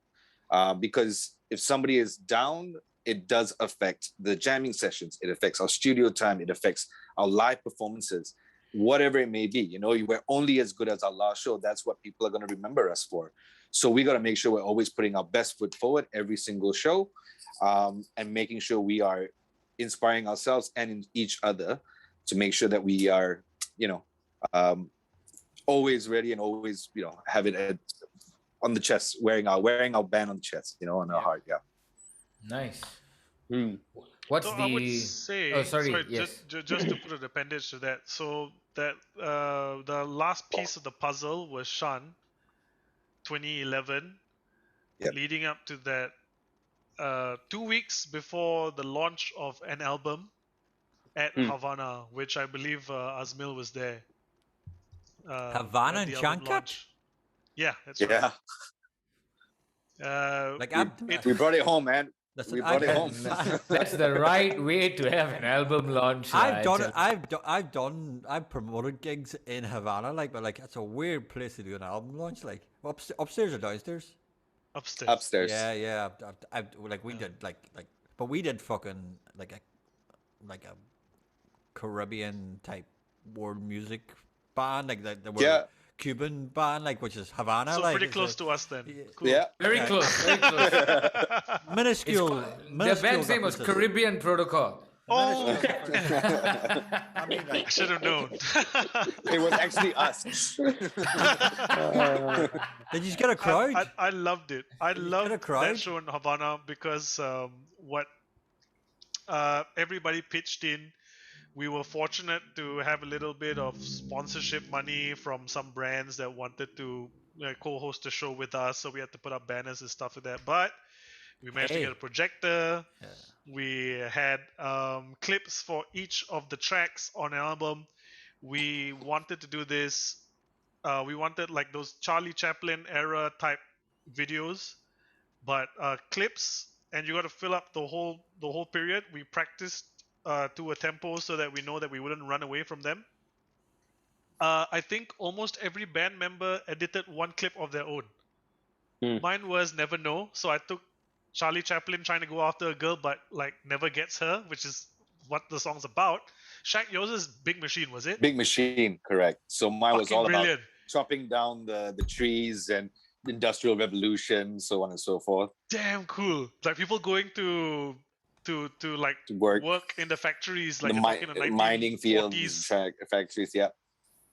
Bloody brilliant. So yeah, everyone put that stuff together. We had two techs hold up a uh, a black cloth Sheet. sheet in front of the stage, and then as we were beginning, 1, 2, 3, drop it, boom, bang. First note of the first track of an album, which is Mosquito. It was so DIY, but we wouldn't have it any other way. We brought our own amps. We mostly did the setup. Who did sound for us? I can't remember. That's about as we mixed it. Technically, we just set up sound early on, and then we had Kevin and Nick that was there to text. So basically, I did the sound check, and then sort of said, "Don't touch anything unless something goes wrong." And So then set and forget. You did a set and forget. yeah, Fuck. because we knew that no one was going to be coming upstairs, and we were there pretty much from 12 p.m. So Okay. not much could go wrong. Did you just get a good crowd? Yeah. We had a fantastic crowd. Excellent. We had a fantastic Excellent. crowd. Nice. I mean, yeah, it was. That's I mean, great, like- being that the place was small, Yeah, 5 people made it feel packed. But I mean, it was a great. Upstairs felt isn't like big, but those like, days. but if you get a fucking, you get it nice and packed, then that's pretty good. Like, so well done. Yeah. And Shan played for this gig, yeah? Shan was Sean played already... for this gig. Sean- Poor Sean guy, had he had about only 2 weeks. 10 days to prepare. Oh, He had shit. 10 Yeah. proper days to prepare like the songs. And the thing is, like we can't just play 5 songs and be done with it, right? No, you have to play So- a full gig, like. Yeah, so we had to play like a full gig. So what we did was we had a DJ set before and after. Fortunately, the guys from Dear Society were kind enough to lend their talents. Dear Society and Tag, I think we had both of them Yeah. on board, right? We were frequent revelers at their parties. So Dear Society before our set number 1, which is like the songs that brought us to where we were today, kind of thing, or like what was like the influences that really brought us into an album. And then set number 2, that's when the fucking black curtain went up, held up by people, not even held up by some mechanism, nope. And that was an album from start to finish, but played live. Nice. Nice. Yes. Yeah. Man, that just sounds like a gig I wish I was at. lah. And this is very much Kyoto lah, 2011 all the way till today lah. Since then, lineup. yeah, Yeah. the lineup has stayed the same from 2011 till today. That was an album, and then we were called onto a local TV Battle of the Bands competition called Versus. That was in 2013. And then stemming from that, we felt like, okay, we need to do the songs from Versus, put it on a CD. That was the next EP called Pahlawan, the black one. And then it kind of derailed us from our original path where we wanted to put out some of the other songs that didn't make it onto an album, plus a few new ones, which became Catch These Men in 2015. And Yep. then a few years after that, came up with The Pen is Mightier. And Yeah. probably our most ambitious thing was like 7 tracks and all of them were new, and that was in 2018. Yeah. Wow, Then of that course, was 3 years earlier ago. this about 3 months, almost 3 months ago, we Yeah, released about that. our first single since "The Pen Is Mightier," which is "Nothing Lasts Forever." Wow. Cannot believe the pen is mighty was 3 years ago. Yeah. Yeah. Yeah. Yeah, time flies. Man. To be honest, we're still kind of feeling that vibe Where was from. I'm still feeling that vibe. where was the pen is mightier recorded it? Who mixed it? Maverick. Maverick Maverick. with Paul. Paul mixed Yeah. it. Yeah. Okay, cool. Yeah. Was it Mm. mastered in was like- Maverick or was it mastered Abbey Road? No, it was mastered with another one in UK. Yeah, but not Abbey Road. Not Abbey Road. The other. Oh my God, it starts with an M. Maverick I'll, as well. Not Pete no, Marr. I'll get back to you on that. Not Peter Marr. No. It's. I don't know who the exact engineer was, but Metropolis. It was done at Metropolis. Okay. Yeah. Paul said he had some contacts over there, so we just trusted his guide on that. So yeah. And how was But it? see, I Go sorry, ahead, Derek. Fabian. No, go ahead, Fabian. No, Fabian. my question is totally unrelated lah. I'm Of course probably it going is. to ask more on the band itself because see, it's interesting. I still remember watching Kyoto play. I think one of the earliest gigs I watched was a random gig at what's that place in Tropicana again? We talk about it all the time. Artista. Artista. Artista. It was in Wow. Artista. And I still remember because I had just moved to KL at that time. And Kyoto gets on stage and they were like, one of our biggest influences is Block Party. And I'm like, shit, Block Party. And I'm like, I used to listen to Block Party when I was in college. And I'm like, hey, this man, And then over the years, you've been following Kyoto Protocol. And then you guys are one of the bands that have been there for so long, played all these big shows, yet you guys are also the ones who have got day jobs in like various different fields. Like I meet Shan all the time because I'm a journalist as well, and I meet Yes. Shan, and then we'll be sitting down and talking nonsense, and then that's where we'll be talking about bands as well. So how have you guys been doing it? Like compared with so many other people who are playing music, doing music full time, you guys are enjoying what full time musicians. Can I are doing, jump? but Can I also- jump in with that just before the Yeah, the jump in guys- before I jump. That's the way the rest of us do it all over the world.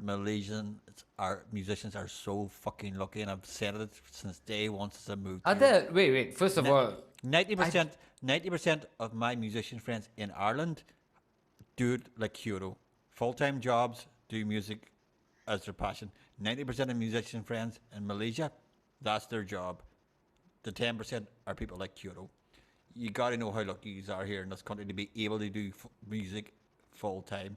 Appreciate it, love it, and hold I on to it. actually wait. I actually am going to disagree with this because most of the musicians I know have a day job. Most musicians I know, that's their day So, job. Music is their day job. I think there are very few people in Malaysia who take that risk of doing music full time if you're not like in the mainstream or you've made it. But it's a very different scene also, Derek. You're talking about a very different scene. Like the musician that Derek is talking about, I would think in your jazz scene, It's not, really it's playing. not the jazz scene. Yeah. It's just the music scene that I know. Like the majority of the musicians As I in know, personally here. that I know. Yeah. Okay, the majority now, of musicians but personally with that I know with the are these are full-time. live.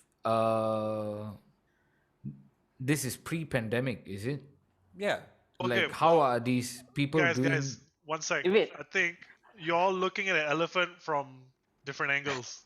As you should look at an I just elephant. came in and I saw the elephant butt. I don't know why. I'm like, sorry about that. But Azmir I just came in and saw the elephant's ass. I just want to say that, I mean, I think one of the key parts of that question that I think maybe is a little bit unique to us is that we're not from the typical industries where other musicians come from, No, definitely right? So a lot of them do side Advertising. gigs. Advertising, Correct. Advertising, especially music teaching. There's a Yeah. lot of those. music. teaching. Freelance work, writing, Yeah. Correct. those kinds of endeavors tend to Like, be from there. You're Say the, like in the finance industry. you're the finance industry yourself. Yeah. Uh, Shaq, what do you do? Construction Construction. and property development. Yeah. Okay, cool. Would have asked you to guess that he was a builder, but yeah. Not a no chance. worries. I Give would me the color of the never, shirt. ever have got it. Actually, the gentlemen in Kyoto Protocol are the kind of musicians I know more than maybe since you talk about full-time musicians. Like I'm from the underground, and people have sustained themselves differently because when you sustain yourself with Najo, you can creatively be more adventurous. You can. You know, and that's always been Well, my. you don't have to worry about music as your job. You can certainly Yeah. be more creative with your own That's true. music That's because true. you don't have to, that's not the thing paying your mortgage or your bills or whatever That's it is. true. Then you got the freedom to do whatever the fuck you want to do. Like, Of course. Yeah. So- And Malaysia, you got to understand we don't have minimum wage, and I know I kept on pestering on that because you can't compare the economics of Southeast Asia. We're in the global South. no, I agree. You know, it's very Absolutely. different. I agree. Yeah. I agree. Absolutely, yeah. The kind of disposable income, and disposable time, which is another Yeah. factor as well, right? When you go to, like, I mean, I was living in England for 5 years, and the time that people have to go to shows and to patronize these things, and that really gives a base layer of soil for all these plants to grow, essentially. Yeah. Whereas we are kind of lacking that in a sense. Sometimes we see erosion, sometimes we see a little That's bit true. of growth from there. That's true. The economics are quite different, and I've had wranglings about that. Made it on songs. The song "Dispensable" is about how the disparity between the rich and the poor. How does the line go again? Haven't played that song in ages. Haven't played any song in bloody ages. Well, I've got to look Rich this get up. rich, poor get poor. Yeah, yeah. that's I'll the have a one. gig for you soon. That's the one. Well, the rich so get good. rich, the poor get poor. Poor. Something about the ceiling. There we go.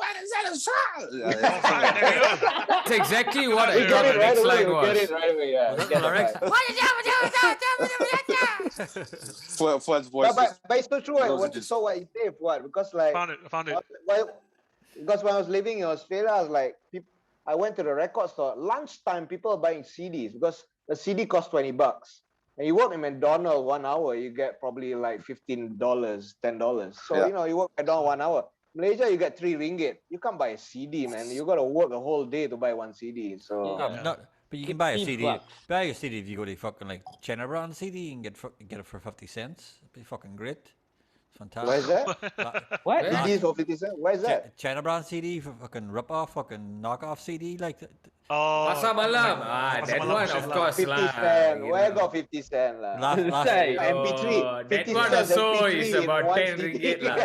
last, Get last 3 for 20. Lastly for three Yeah. plays. 3 plays done.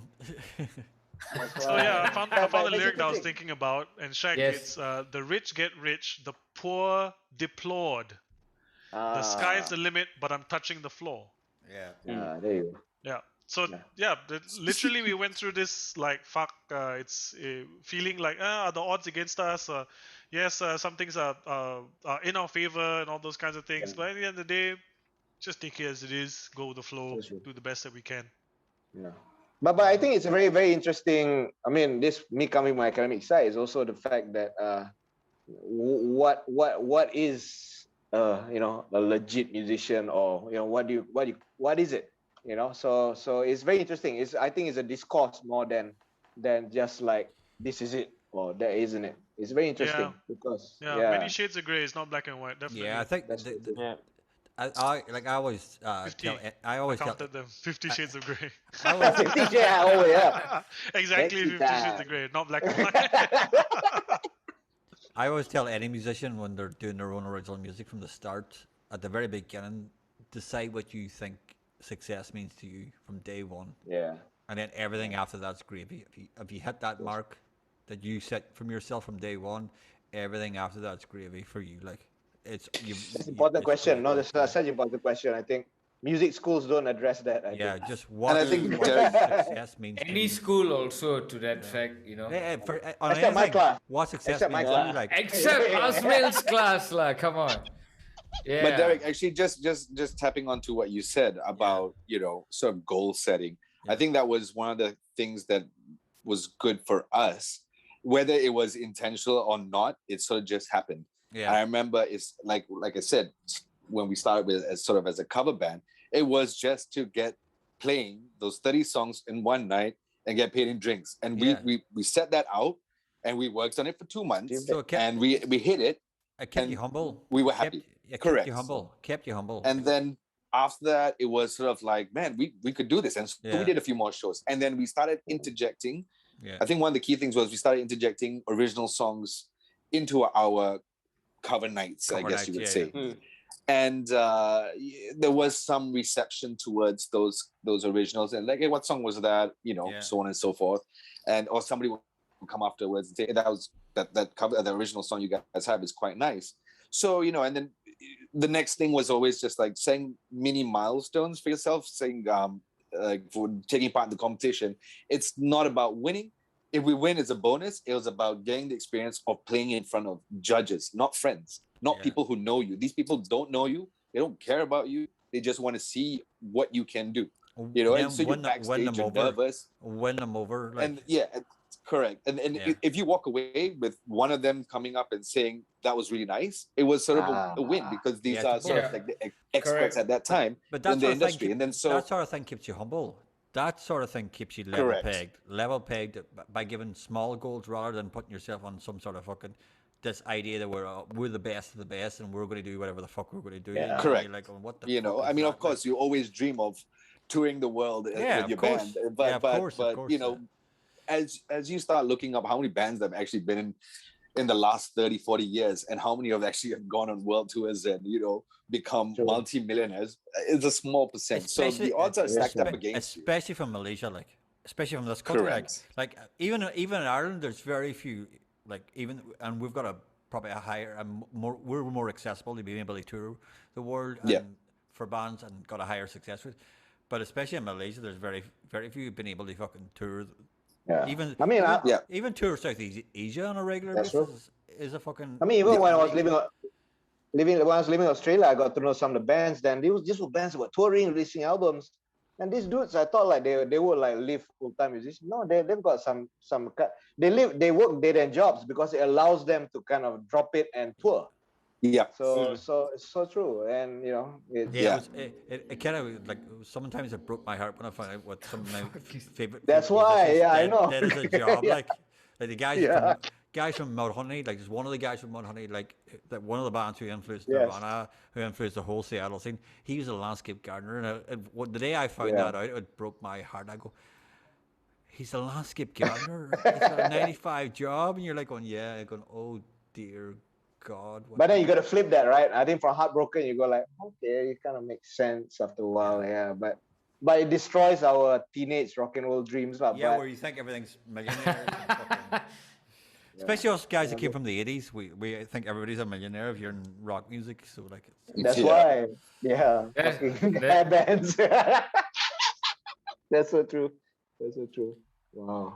I don't know what's going on with Brendan here. He keeps Yeah, jumping my back up. video just decided to keep going in and out, and I'm just like, the fuck is From going hair to no hair. Oh boy. Yeah, Hey. it's definitely, Oh yeah, I need to upgrade. That's the main one. yeah, what's going on? It's definitely racist. But against oh wait, hold on. Brendan. Please what? Please start What? from web. You're Adrian, being censored. Oh, man. Please start Aram OBS. webcam. Wait, No. wait, what's this? Oh, he's See- using OBS. see, today. Luma- Yeah, this is Brendan Illuminati, using yeah. OBS. No, Trying to be a I'm not big man. using. I'm Trying not to be using a big man. OBS. It Oh just my came up. god, I'm not using OBS OBS. just came up on your thing. We all seen it. It's recorded. I'm and switching replayed my back. video sources lah. My thing is not being picked up. I guess we'll do the. Y'all can hear me still, so we'll do the Yeah, remainder of We can always of talk. Unfortunately- this unfortunately episode so. without the. But yeah, I believe, or what I've learned, is that as long as you are happy during the process of whatever is happening, you've got everything going well lah. So You gotta be That's- at peace with yourself. Yeah. yeah, that's it really. And yeah, I guess the pandemic is just, or whatever has been happening has just been a more obvious reminder, as was mentioned before by our guests, about blessings with what we have and what we don't have. But yeah, Look at me getting emotional. Booms. But Mentang-mentang yeah. camera off, huh? You're like, So, Yeah, yeah, mentah. that's the reason why the cameras don't want to see him cry. Dah nangis Yeah, sikit grown man ni. cry. It's ridiculous.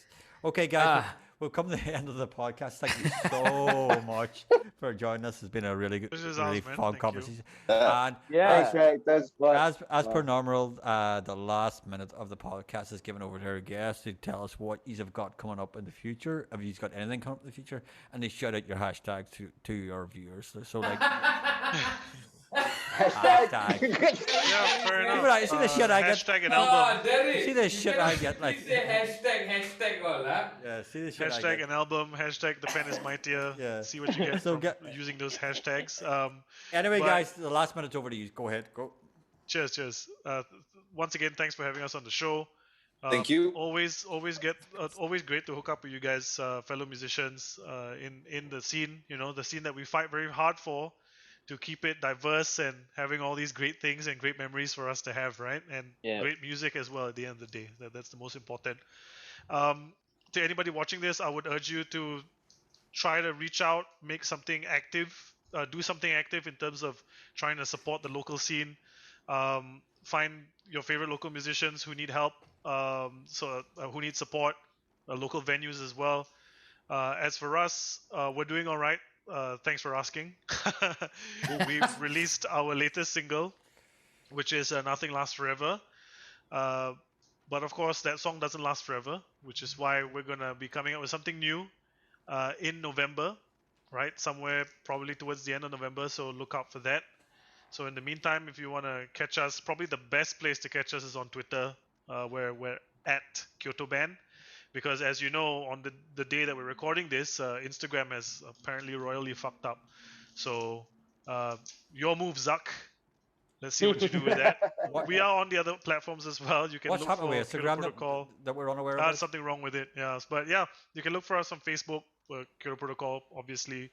And we are also Kyoto Band on Instagram as well. But yeah, in the meantime, while you wait for our next single, thank you for joining us along this crazy 12-year ride. It's been great, and we're not going to stop now. So yeah, before November comes, please still enjoy Nothing Lasts Forever. Yeah, that's it from me. Shaq, if you want to say anything. In case you can't remember everything Fuad said about all our different handles, you can also just go to our website, kyotoband.com. Everything is attached there. Check out our YouTube. It's got all our videos there. And I think if you search hard enough, you'll even find the love cover that we did from Tenacious D Night, that Derek's favorite evening of our Derek's favorite. Derek approved. Derek, if you want to watch it again, it's up on YouTube. You can go and find it. But nonetheless, subscribe to our YouTube. Follow us on all our different handles. Get in touch with us regarding anything, and we'll try and get back to you if we can. Always a pleasure to have chats with friends like you guys, and thank you for all the fans that supported us over all these years. So yeah, keep looking out for more from us. Guys, thank you so much for appearing on this episode of the podcast. Yeah, man. So Fuad and Yeah. Shaq from Absolutely. Kyoto Protocol, we are out. Thank you, guys. Checker balls. Peace out. Take a balls.